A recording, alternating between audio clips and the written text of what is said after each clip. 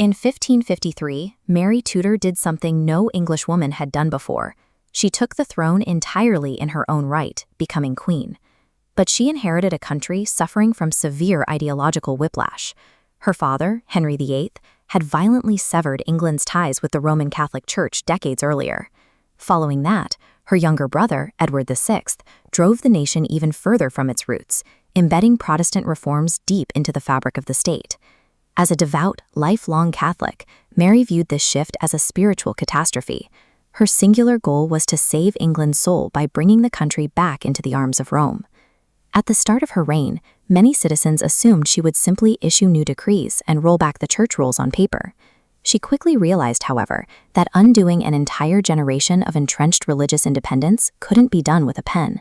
It required strict, physical enforcement. To secure what she genuinely believed was eternal salvation for her divided subjects, the Queen decided to leverage a terrifying earthly weapon. In 1555, the Crown brought back the old, brutal heresy laws.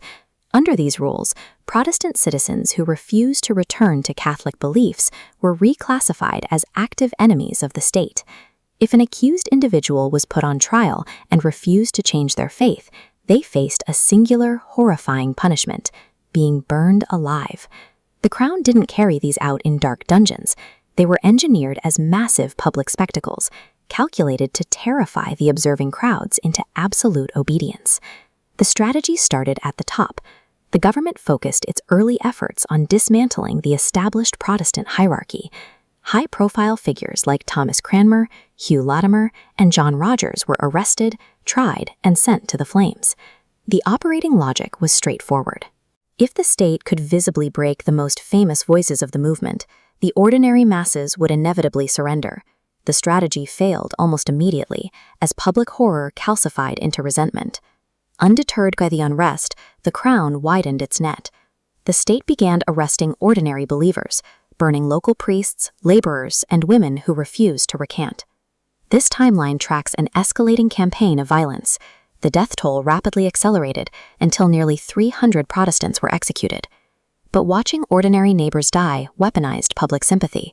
Every death validated the Protestant cause, turning victims into symbols of resistance. Every time a match was struck, it cemented the victim as a hero. Mary was pouring fuel on the rebellion she was trying to extinguish. The Campaign of Terror stopped abruptly in 1558 when Mary died of illness, after ruling for only 5 years. The throne immediately passed to her younger half-sister, Elizabeth I. Elizabeth promptly dismantled the Catholic mandates, shifting the state apparatus back to Protestantism across the country. Mary's vision of a permanently Catholic England evaporated almost overnight. The brutal irony is that her authoritarian measures worked as a massive cultural immunizing agent. The trauma of the burnings unified and hardened the English Protestant identity for centuries to come. Because of this spectacular policy failure, her genuine historical achievement as England's first queen ruling in her own right is entirely overshadowed. The sheer inescapable cruelty of those spectacles permanently attached a new name to her legacy: Bloody Mary. Mary Tudor's attempt to save England's soul through faith left a scorched reputation that remains permanently defined by the fire.